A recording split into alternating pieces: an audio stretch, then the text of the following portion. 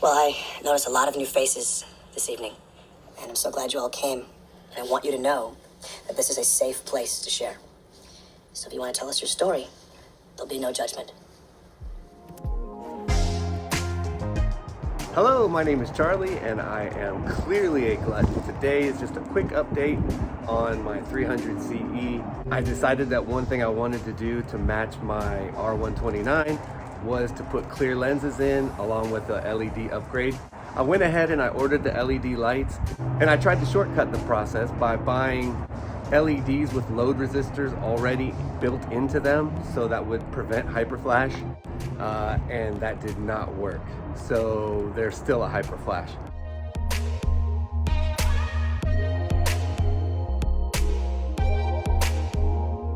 So I went ahead and ordered the load resistors that come separately that need to be wired in, and I'm gonna have somebody else do that.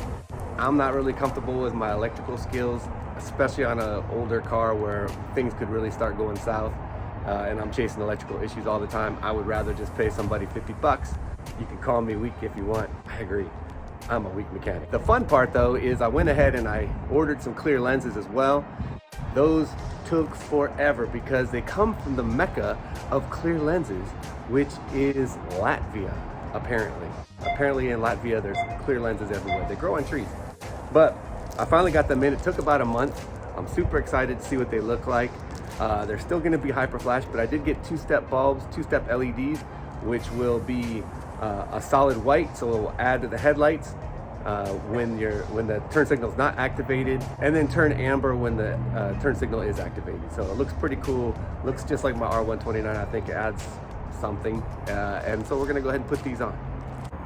Now, one of the other reasons why I went ahead and upgraded the lenses, besides looking better, is this amber lens is broken on the inside. Whoever tried to clip it in the last time probably didn't know how the clips work, and they were just rotted off. So this thing was just hanging in there by the wiring. So I went ahead and did a professional job of getting those put back on the car using this clear professional grade adhesive or tape. Yeah, I can feel some of you cringing through this screen. We gotta get that off of there. So you can see right here, this is the clip that's broken off.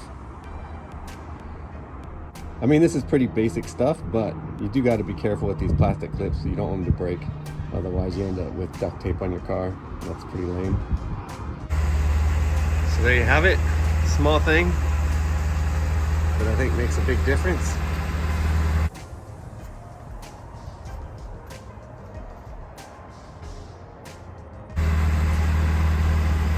Try it with the lights on. And this is what it looks like with the lights on. Go ahead and hit it. Papa's gonna hit the right turn signal. And it looks cool except for the hyper flash, which we still gotta work that out with the load resistors. But it's an inexpensive way to upgrade the look of your car. And the LEDs are a lot brighter and better to see.